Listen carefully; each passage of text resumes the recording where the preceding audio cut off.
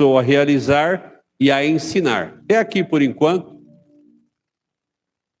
Depois, se for necessário e o tempo permitir, nós avançamos para o versículo 2.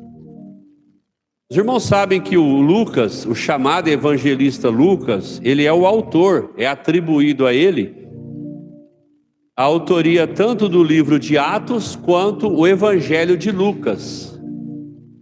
E quando ele diz aqui para esse homem Teófilo, tanto o Evangelho de Lucas quanto o livro de Atos, o Teófilo, esse homem, ele é para quem, vamos colocar assim, o Lucas se dirige, tanto em Lucas quanto em Atos. E aqui ele diz para nós que no primeiro livro que ele escreveu, que nada é mais do que o Evangelho de Lucas, ele teria escrito nesse primeiro escrito a respeito do que Jesus começou a realizar e ensinar. Então, quando nós vemos o Evangelho de Lucas, é isso que nós encontramos. Todos os evangelistas, o Mateus, o Marcos, o Lucas e o João, eles escrevem a respeito da pessoa de Jesus. O Lucas e o João Marcos, eles não foram diretamente daqueles 12 apóstolos que caminhavam com Jesus. O Mateus foi e o João também foi. Então o Mateus e o João foram 2 dos 12 e por 3 anos e meio andaram grudadinhos em Jesus. Marcos, ou João Marcos, que é o escritor do Evangelho de Marcos, não. Ele aparece no contexto bíblico depois. E Lucas também não. Lucas, ele vai aparecer em Atos como alguém que era da galera, uma espécie de discípulo do apóstolo Paulo. E também aparece depois. Paulo também não fez parte dos 12, aqueles 12 originais que começaram com Jesus. Então, todos esses 4 evangelistas escrevem a respeito de Jesus, cada um, irmãos, pelo seu motivo. Para quem aí gosta da série The Chosen, essa série que fala a respeito dos escolhidos, por isso a palavra The Chosen, os escolhidos, o foco da série é falar sobre os discípulos, não necessariamente sobre Jesus, mas é claro que acaba falando sobre Jesus. E para quem acompanha a série, vê que dependendo lá daquilo que eles estão filmando na série, sempre tem um dos evangelistas escrevendo algo, o Mateus, o João, porque eles anotaram para que depois fossem escrito o que nós chamamos de evangelho, de Marcos, de João, Mateus e Lucas. Então todos eles escreveram a respeito da pessoa de Jesus. O Lucas não foi diferente, embora o Lucas não estava lá junto. O Lucas teria feito os seus escritos em pesquisas. O Espírito Santo, ele debaixo ali da graça de Deus, fazendo pesquisas, e através das quais ele escreve tanto o Evangelho de Lucas quanto o Ato dos Apóstolos. O que eu quero dizer com isso? Que ele, ao falar para o Teófilo, que no seu primeiro escrito, ele relata a respeito do que Jesus realizava e ensinava.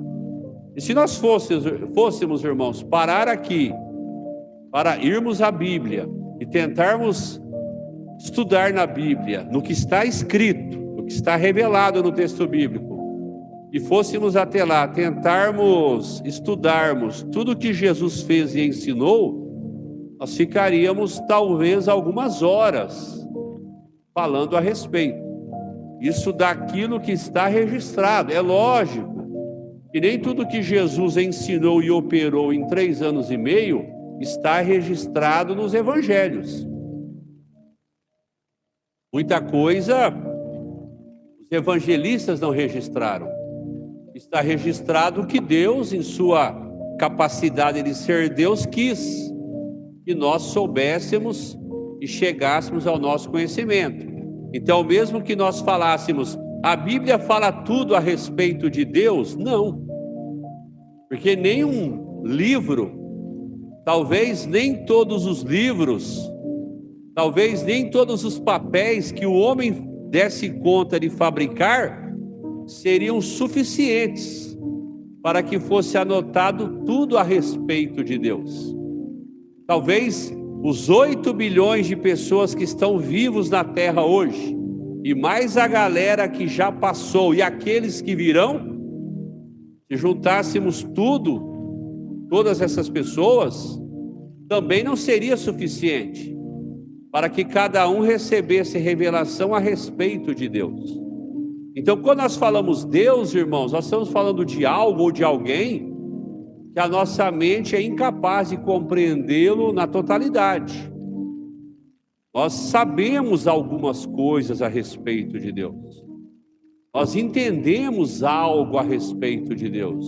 E mesmo na Bíblia, que é o local mais seguro para encontrarmos o conhecimento sobre Deus, não está escrito e nem revelado tudo.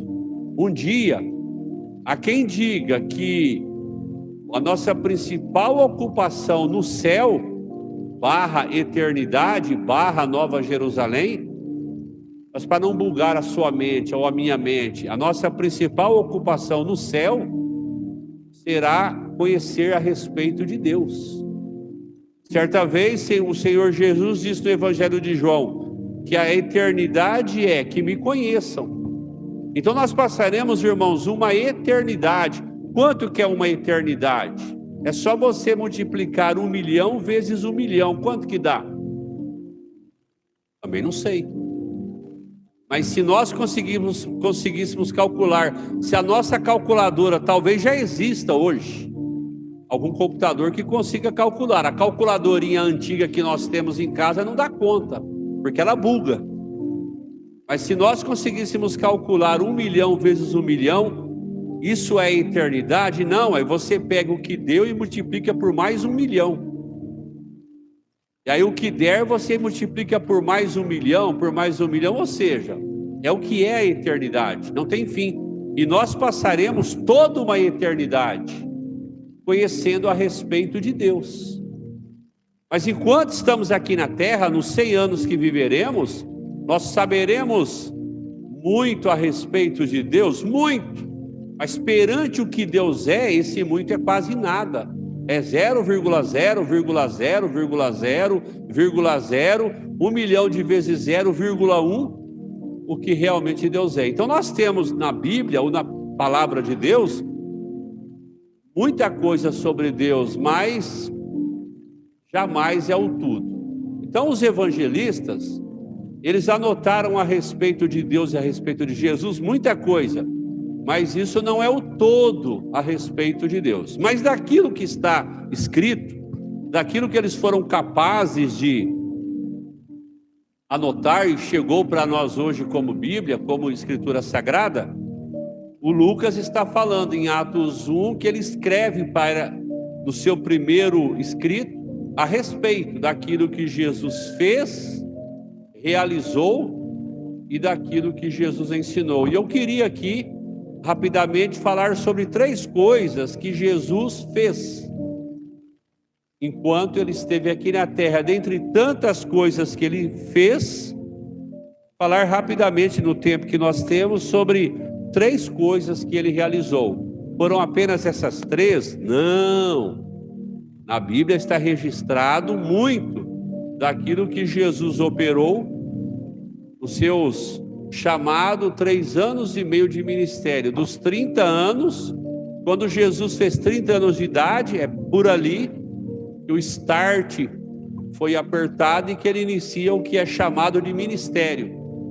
Isso durou em torno de 3 anos e meio, até que ele foi à cruz, ressuscitou, e 40 dias ele retornou à direita de Deus Pai, está lá até hoje aguardando o dia da sua volta, da sua vinda. Mas daquilo que Jesus realizou, pegando o gancho de Atos 1, o que Jesus começou a realizar e ensinar, a primeira coisa que eu quero destacar para nós é que Jesus realizou enquanto esteve na terra, irmãos, e os evangelhos mostram isso, ele realizou cura física, cura emocional e também libertou pessoas. O evangelho, irmãos, as curas, a libertação, ela faz parte da proposta do Evangelho. Sempre aquele cuidado. Às vezes, porque a igreja evangélica exagera para um lado, nós corremos o risco de ficarmos tão assustados, tão muitas vezes escandalizados com o exagero da igreja evangélica para um lado, que às vezes corremos para o outro extremo, e aí zeramos tudo, e acabamos perdendo a oportunidade de usufruirmos de valores verdadeiros e saudáveis que Deus deixou no cristianismo para que nós usufruíssemos. Sim, igrejas evangélicas exageraram nessa questão de cura e libertação, e já exageraram. E talvez algumas exageram até hoje. Mas não é porque nós, seres humanos, exageramos, não é porque nós, seres humanos, erramos, que a Bíblia deixa de ser verdade. Eu quero que você guarde isso. Porque nós temos essa tendência de nos escandalizarmos com pessoas, de nos frustrarmos com pessoas, e aí nos fechamos. E aí nos fechamos até para Deus. Nos fechamos até para a verdade do Evangelho. Homens erram, seres humanos erram, seres humanos exageram. Deveriam exagerar? Não. Mas na humanidade dos homens, os homens erram, os homens exageram.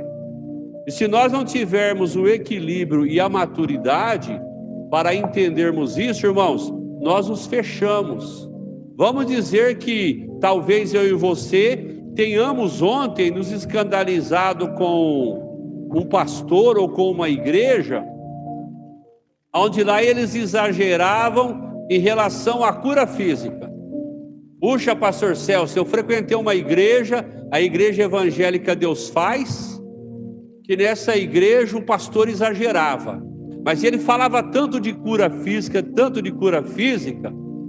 que ele já estava inventando, ele já estava fabricando, já não era Deus operando. Não era de fato o poder de Deus sendo manifesto. Não era Jesus operando, era muitas vezes atuação, era coisa combinada, era maldade, manipulação. E eu, pastor Celso, vivi esse ambiente e eu me frustrei. Agora eu não creio mais que Jesus cura. Está entendendo? Eu me frustro com o exagero do homem, eu me frustro com a manipulação do homem, e agora me fecho para algo que existe, que é verdadeiro. Sim, Jesus cura. Sim, Jesus opera milagres. Sim, Jesus opera maravilhas. Mas talvez eu vivi num ambiente onde eu me frustrei, onde eu descobri que o pastor da igreja evangélica Deus Faz, ele manipulava, ele combinou com duas pessoas para elas fingirem que estavam sendo curadas, para que de repente aquele pastor fosse enxergado como alguém que Deus usa para curar. Pastor Celso, eu descobri tudo isso, e por causa disso agora eu me fechei. Jesus cura coisa nenhuma. Ou seja, os homens erraram, os homens manipularam, eu me frustrei, e agora eu estou sendo incapaz de crer em algo que verdadeiramente existe. Repito, Jesus cura, Jesus opera milagres. Então, para qualquer assunto bíblico, irmãos, nós temos que fazer esse equilíbrio, buscarmos essa maturidade, para não permitirmos que os erros e os exageros do sistema evangélico tire de mim a capacidade de crer naquilo que é verdadeiro e que é bíblico. Então Jesus cura, e como cura, irmãos? E na Bíblia, e na vida real, e na Bíblia, que é a vida real daquela época, nós vemos Jesus curando e libertando pessoas. Olha só, lá em Mateus, no capítulo 23, o Evangelho do Mateus, o capítulo 23 diz assim: e percorria Jesus toda a Galileia. Ele percorria toda a Galileia, ensinando nas sinagogas.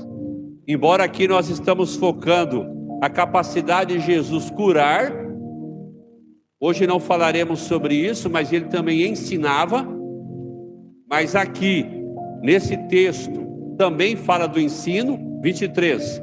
E percorria Jesus toda a Galileia, ensinando nas sinagogas, que era, vamos colocar assim, uma espécie de templo religioso, onde os judeus se reuniam, pregando o evangelho do reino e curando todas as enfermidades e males que havia entre o povo.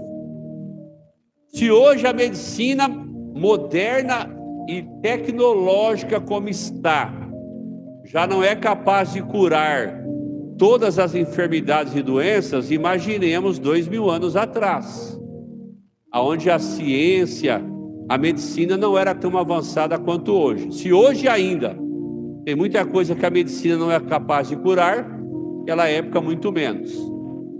Então, se naquela época as pessoas, como hoje, precisavam de cura, e Jesus pregava o evangelho do reino, ele ensinava nos locais aonde ele ia, e simplesmente o poder era manifesto, e ele curava todas as enfermidades e males que havia entre o povo. Então as pessoas chegavam até Jesus, ouviam a pregação do evangelho do reino, elas criam naquilo que Jesus ministrava, e todos que criam, não eram todos que eram curados todos que criam.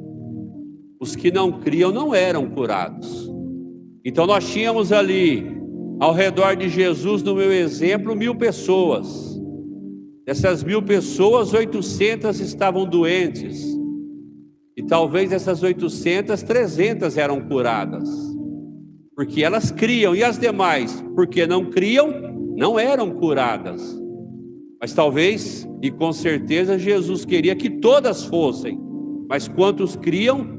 Quantos entendiam que ele era o Cristo, que ele era o Messias, que ele tinha poder de curar, eram curados. 24. E a sua fama correu por toda a Síria, e trouxeram-lhe então todos aqueles que sofriam, acometidos de várias enfermidades e tormentos, os endemoniados, os lunáticos, os paralíticos, e Jesus os curava. E uma grande multidão da Galileia, Decápolis, Jerusalém, Judeia e além do Jordão seguia Jesus. Nós falamos outro dia numa outra pregação aqui, irmãos, talvez vocês não vão lembrar, se é verdade que Jesus cura, e nós estamos falando porque em Atos 1:1, o Lucas está falando para Teófilo que ele havia escrito lá atrás a respeito do que Jesus fez e ensinou. E o que Jesus fez, dentre outras coisas, é o que nós estamos falando. Ele curou e libertou pessoas. Então é uma verdade que Jesus libertava e curava? Sim. É uma verdade que ainda hoje Jesus cura e liberta? Sim. E aí outro dia numa pregação nós filosofamos a respeito disso. Se é verdade, por que que hoje nós não presenciamos tantos milagres nesse nível?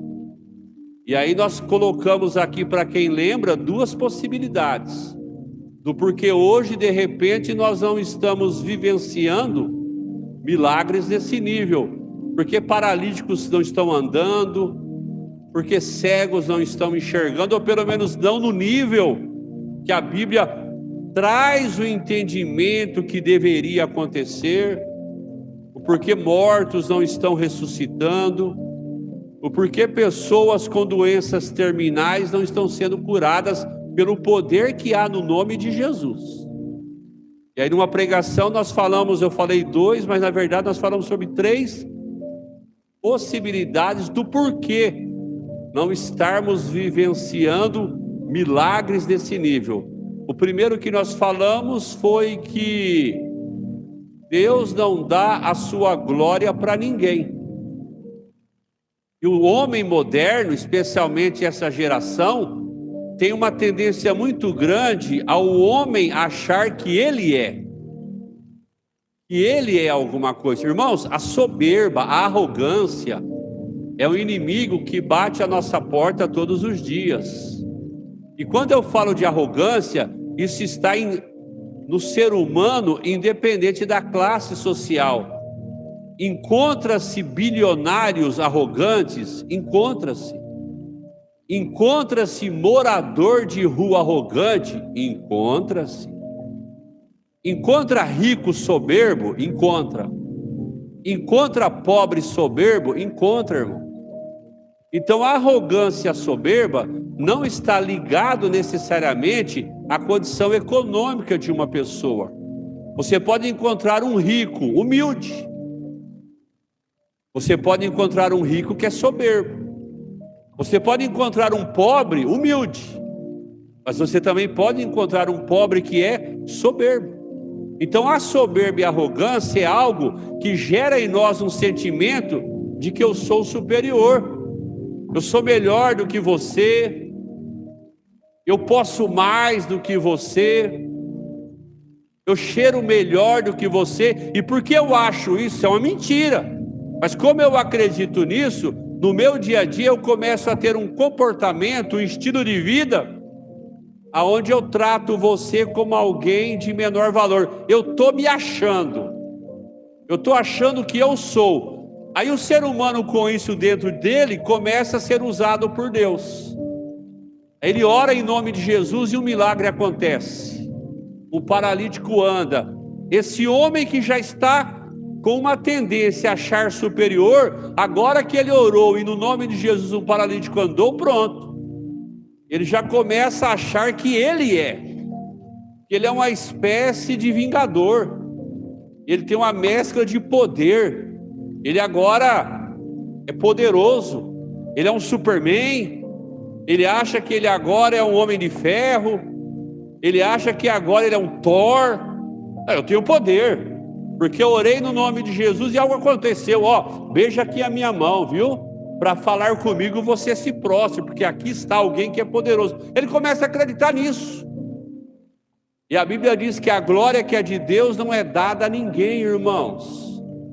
E aí de repente Deus fala assim: pregador, pessoa que orou e o milagre aconteceu, você está achando que foi você que fez isso? E aí Deus fecha a torneira.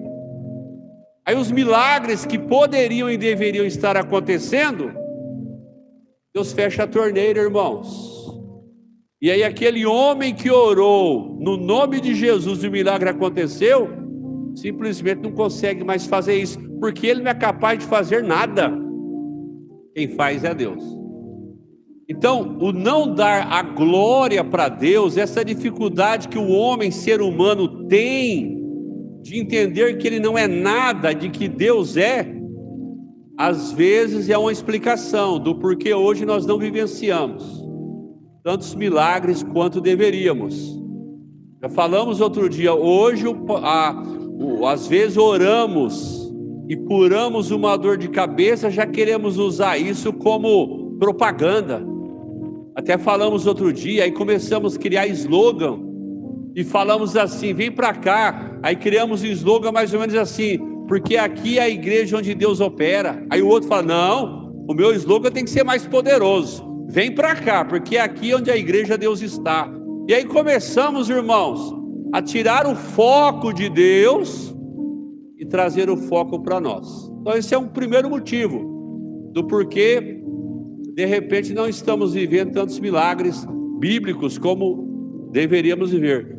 O segundo, irmãos, de repente tem a ver com a nossa falta de consagração, porque não nos consagramos no nível que esses personagens bíblicos e que o próprio Senhor Jesus, enquanto homem, se consagrava. Irmãos, antes de Jesus começar o seu chamado ministério, estamos falando de Jesus, o homem que nunca cometeu um pecado, o homem que foi santo desde a sua concepção até a sua morte na cruz, santo, enquanto homem santo, zero de pecado. Esse homem zero de pecado, para começar o seu ministério, se consagrou durante 40 dias no deserto. 40 dias sem comer, irmãos. Após esse jejum de 40 dias, é que Jesus começou o que nós chamamos de ministério. Então Jesus, o homem perfeito, o homem que nunca produziu um pensamento que nós chamaríamos de pecaminoso, esse homem, para começar o seu ministério, jejua 40 dias, se consagra durante 40 dias. Nós, irmãos, para tirar um cafezinho preto,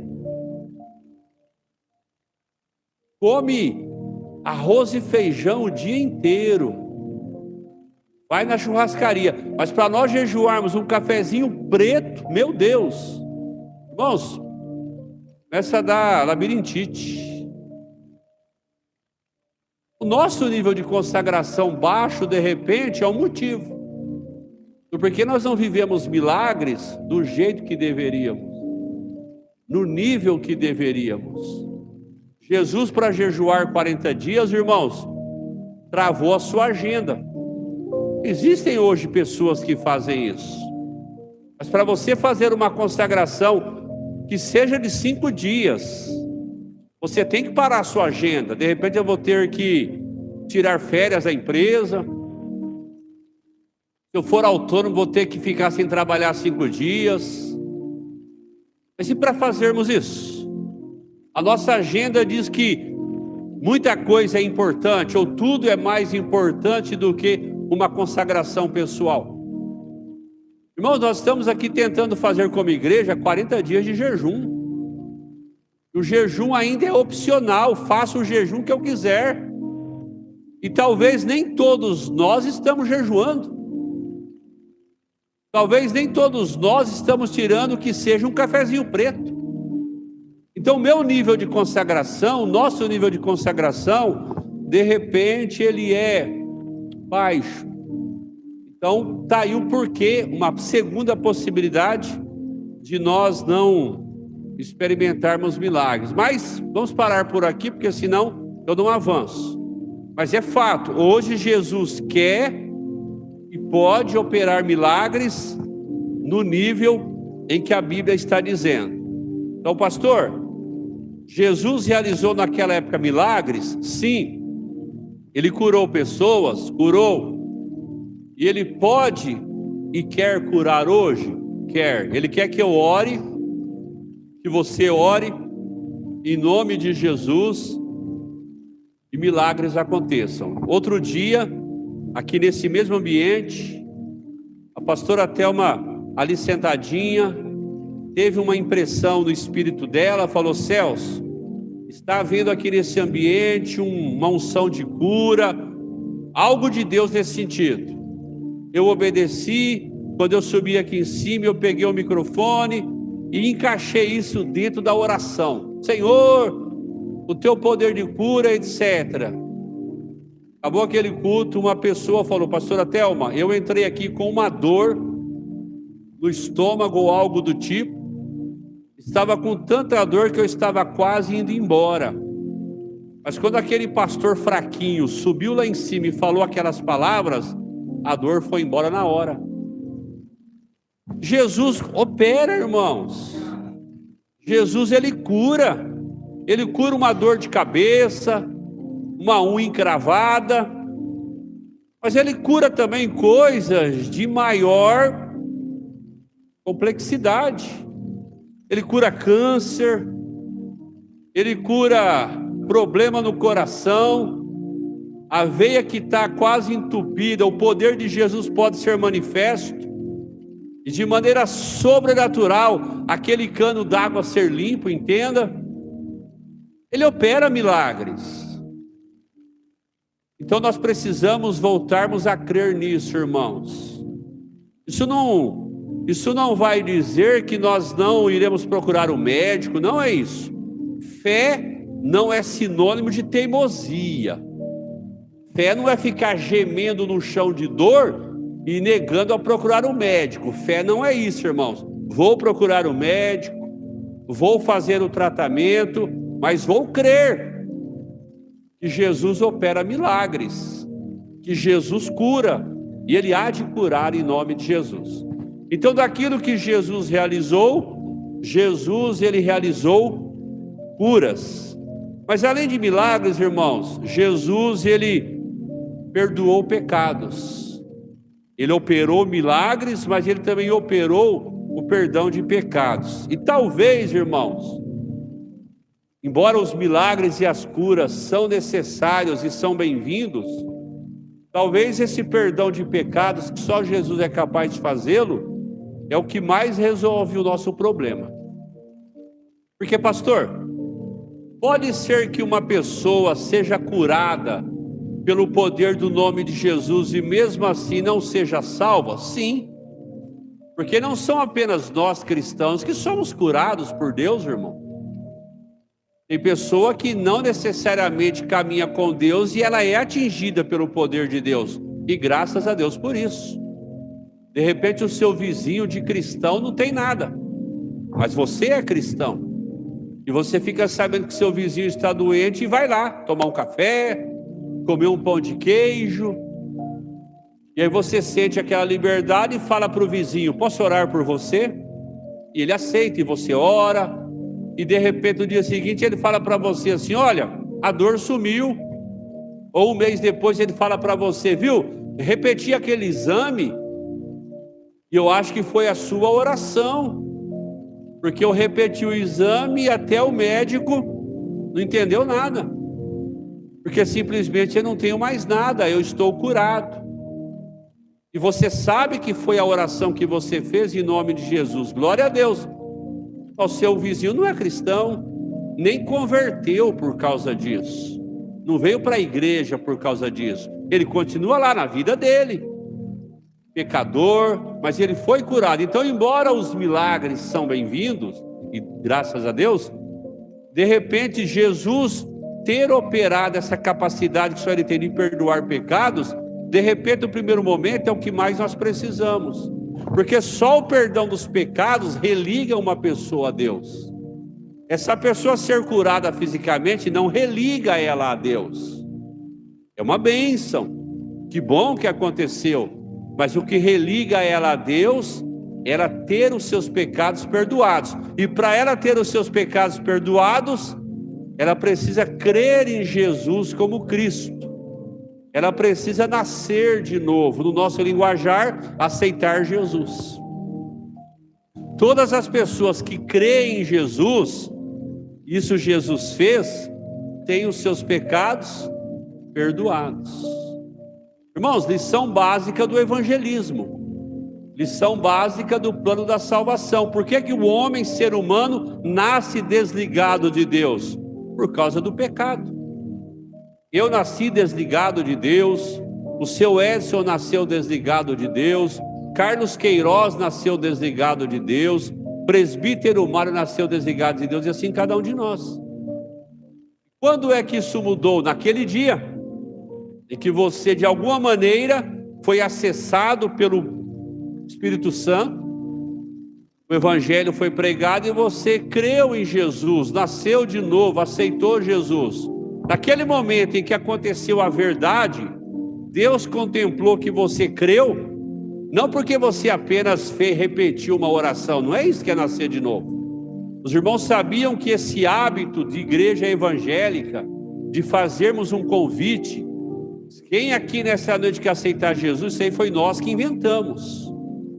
Não que seja errado e não que não possamos fazê-lo. Mas, biblicamente, o aceitar Jesus é aquela pessoa, independente aonde ela esteja, ao ouvir o evangelho, ela no coração crê que Jesus é o Cristo. Ela entende, ela compreende que aquele homem que há 2000 anos atrás nasceu, foi à cruz, morreu e ressuscitou, ele é o Cristo. E que aquilo que ele fez, perdoa os seus pecados. E essa pessoa então entende que ele é o Cordeiro de Deus, aquele que a Bíblia prometeu que viria. Então essa pessoa nasceu de novo. Quando isso acontece, os nossos pecados são perdoados. E porque os nossos pecados foram perdoados, nós somos religados a Deus. Estávamos caminhando ao inferno, mudou. Agora estamos caminhando em direção a uma eternidade com Deus. E o texto que eu coloquei é aquele do Evangelho João 8, Evangelho de João, capítulo 8, versículo 6 em diante, olha só o que diz. Eles falavam assim para prová-lo e terem alguma coisa de que o acusar. Mas Jesus, inclinando-se, escrevia na terra com o dedo, como se não tivesse ouvido, mas ele ouviu, como se não tivesse ouvido. Porque eles insistiram na pergunta, Jesus, se levantou e lhes disse: aquele que dentre vocês estiver sem pecado, seja o primeiro a lhe atirar uma pedra. E novamente inclinou-se, escrevia na terra. Então aqueles que ouviram isso, sendo convencidos por suas consciências, foram se retirando um por um, começando pelos mais velhos até o último. Jesus foi deixado só e a mulher ficou em pé onde estava. Quando Jesus se ergueu, não vendo a ninguém mais, além da mulher, ele disse a ela: mulher, onde estão aqueles teus acusadores? Ninguém te condenou? Disse ela: ninguém, Senhor. E assim disse Jesus: nem eu te condeno, podes ir, não peques mais. Uma mulher, provavelmente, já estava cometendo um pecado sexual, foi trazida, nós conhecemos o contexto. O fato é que Jesus perdoou, liberou perdão sobre aquela mulher. Eu também não te condeno. Vai e não peques mais. Então a capacidade, irmãos, de Jesus operar o perdão dos pecados é o que realmente resolve o nosso problema.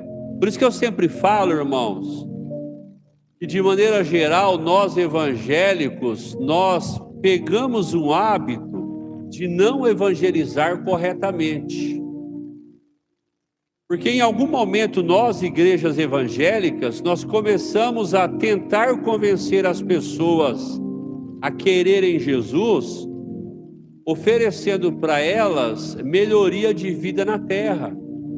Então eu vou lá tentar evangelizar o meu amigo que está, por exemplo, com um problema no casamento. E eu vou até ele e falo assim: não, Emengardo, vamos comigo na igreja, eu sou da Igreja Bíblica Nova Aliança, Jesus pode restaurar seu casamento. E ele fala assim: então, Celso, eu gosto da minha esposa, eu não quero terminar o casamento, mas situações aconteceram, está meio esquisito o negócio, e ela está falando, ela está pensando em me largar, mas eu não quero isso. Aí eu falo: não, vamos lá na igreja, vamos comigo. Lá todo domingo tem culto, Jesus pode restaurar seu casamento. Pastor Celso, eu estou cometendo um crime ao evangelizar dessa forma? Não. Não está errado eu convidar o meu amigo a vir na igreja, eu devo fazer isso.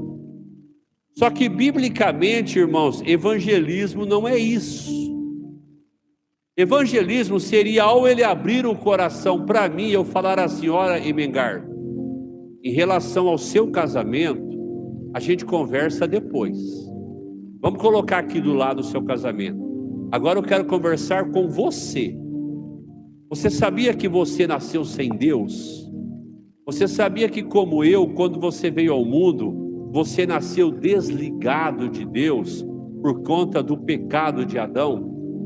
E a única maneira disso mudar é você crer em Jesus como Cristo, é você se arrepender dos seus pecados, etc, etc. É isso, irmão.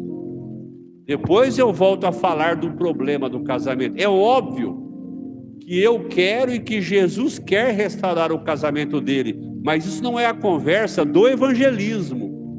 A conversa do evangelismo deveria ser: você nasceu sem Deus, com o seu casamento restaurado ou não, como eu outrora, você está caminhando para o inferno. E a única maneira disso ser mudado é você entender que você está caminhando sem Deus. Isso só mudará o dia em que você abrir o seu coração, entregar a sua vida para Jesus, nascer de novo. Entende a diferença? Uma coisa é a pasta evangelismo, Outra coisa é a pasta, o Deus que opera e restaura casamento. E graças a Deus ele faz isso. Mas o nosso evangelismo, de maneira geral, nós igrejas evangélicas, nós de maneira geral, deletamos essa primeira opção. Nós ficamos na opção, vamos na igreja que Jesus restaura casamento, vamos na igreja que Jesus prospera financeiramente, vamos na igreja que Jesus liberta o seu filho das drogas e assim por diante. Embora graças a Deus essas coisas podem acontecer, o principal assunto do evangelismo deveria ser: você precisa ter os seus pecados perdoados. E a única maneira disso acontecer é Jesus que pode perdoar os seus pecados. E para isso acontecer como você precisa nascer de novo. Aí o que é nascer de novo? Ele perguntaria. Aí você daria uma aula para ele. Biblicamente, o que é nascer de novo. Então Jesus operou milagres? Operou. Mas ele também perdoou pecados, graças a Deus. E é isso que nos religa e que nos coloca hoje na presença de Deus. Por isso hoje você e eu chamamos Deus de Pai. Porque os nossos pecados foram perdoados. Porque a única coisa, a única barreira, o único muro que separa o ser humano de Deus, irmãos, é o pecado. Enquanto esse pecado não é removido, não tem como eu e Deus ter comunhão. Quando eu criei em Jesus, no dia 14 de dezembro de 1996, quando naquela noite eu criei que Jesus era o Cristo, os meus pecados foram perdoados. O pecado original, que eu já nasci com ele, e os demais que eu cometi ao longo da vida, eles foram perdoados. E aí eu aprendi que de lá em diante eu deveria evitar o pecado, buscar a santidade de Deus. Mas eventualmente todos nós pecamos. Mas agora que eu aprendi que eu não posso, não devo e nem preciso acumular pecado. Aconteceu de eu pecar, eu posso no segundo seguinte me arrepender diante de Deus e falar: Senhor, me perdoe, eu acabei de produzir algo que é pecado diante de ti, me perdoe, tenha misericórdia de mim. Pronto, e continuo caminhando na presença do meu Deus. Jesus operou milagres, mas ele também perdoou pecados. E para encerrar, ele tornou-se, como nós já falamos aqui, o nosso Salvador, aquele que mudou a nossa história, aquele que deu um sentido para as nossas vidas. Muitos de nós aqui, irmãos, talvez não todos, mas muitos de nós aqui, se não tivéssemos crido em Jesus como nosso Salvador, nem vivo estaríamos. Talvez eu não estaria vivo, irmãos, porque quando eu fui para Cristo, ou melhor, um pouco antes de eu ir para Cristo, mais ou menos 1 ano e meio antes, eu já estava em algumas práticas que colocavam a minha saúde física em risco, bebendo um pouco além da conta, tomando uma bebida alcoólica exagerada, já estava começando a fazer mal. Graças a Deus, 1 ano e meio antes eu abandonei a bebida. Já era Deus trabalhando na minha vida. Já era o Espírito Santo me convencendo a respeito de Jesus. Mas provavelmente eu não estaria vivo. Talvez eu teria envolvido com algo perigoso, não sei. De repente você também. Então que bom que em algum momento ele apareceu.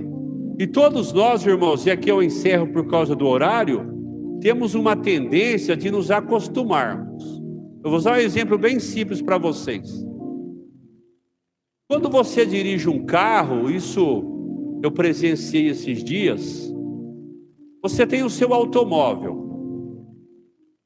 Mesmo que ele não seja 0 quilômetro, ou seja, mas ele é um automóvel bom, ele está bem cuidado, dentro do possível, Mas você dirigir ele todo dia, você se acostuma.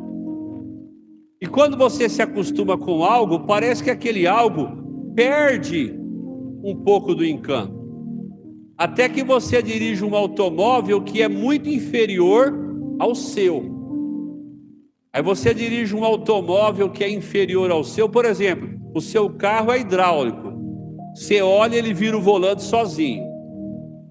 Aí você vai dirigir um carro que é a moda antiga, aquele que você dirige ele, o braço ganha músculo, porque ele é duro para virar. O que é que você sente? Rapaz, até que o meu carro tá bom, porque você se acostumou com ele.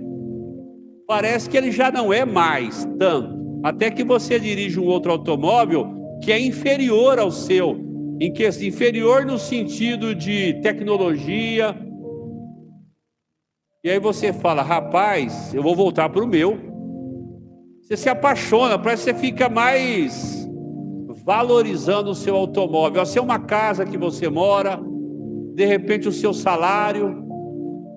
Então assim, irmãos, na vida terrena nós temos a tendência de nos acostumarmos com aquilo que nós temos, e se não tomarmos cuidado, quem não tem o que você tem, começa a querer o que você tem, mas você mesmo já não valoriza o que você tem, porque você se acostumou. Às vezes você está reclamando da vida, puxa, esse salário é só 20 mil por mês, não dá para fazer nada. E aí a gente dá aquelas murmuradas que a gente às vezes produz. Aí você vai numa PAI da vida, a vida te leva num centro Boldrini em Campinas da vida, você vai numa Unicamp da vida, lá onde tem o Hospital das Clínicas. Eu já fui levar algumas pessoas lá, e você vê pessoas em situações que você fala, rapaz, e eu reclamando da vida, e eu murmurando da vida. De repente você vai na casa de alguém que é 1000 vezes financeiramente mais pobre que você, e você fala, e eu reclamando da vida, e eu amaldiçoando o meu patrão só porque ele me paga 20 mil por mês. Então nós temos a tendência, irmãos, de nos acostumarmos com o que temos, e aí começamos a não valorizar. Agora pega aí e se aplica ao que Jesus fez na sua vida, ter se tornado o seu Salvador. Irmãos, hoje tem gente no inferno que já está lá, não tem mais o que ser feito. E se fosse dado uma segunda chance, isso não vai acontecer, mas se fosse dado uma segunda chance, e essa proposta fosse assim, Emengardo, você aceitaria voltar à vida, crer em Cristo, mas ter a vida que o Celso tem, ter a vida que a Lucimara tem, ter a vida que o presbítero Roberto tem, que o Edson tem? Essa pessoa falaria assim, mas eu teria o Cristo que ele tem? Sim, na hora.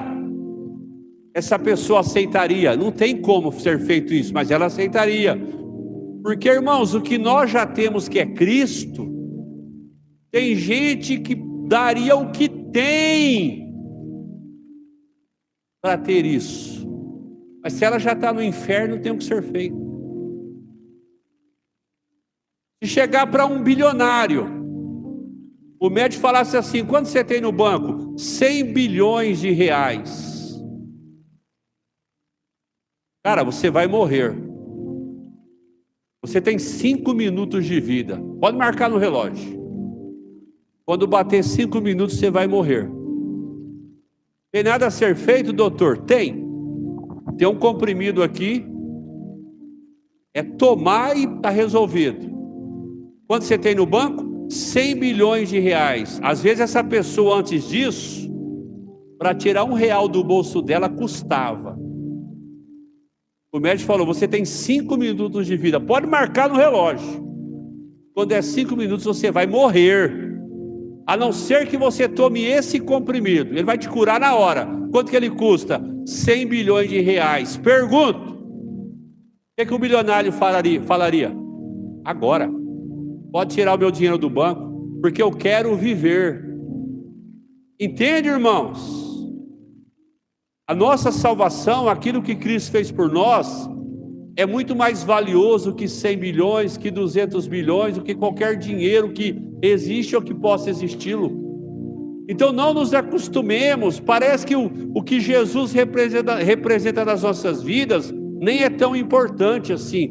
Irmãos, nunca perca a motivação, nunca perca a paixão por Jesus.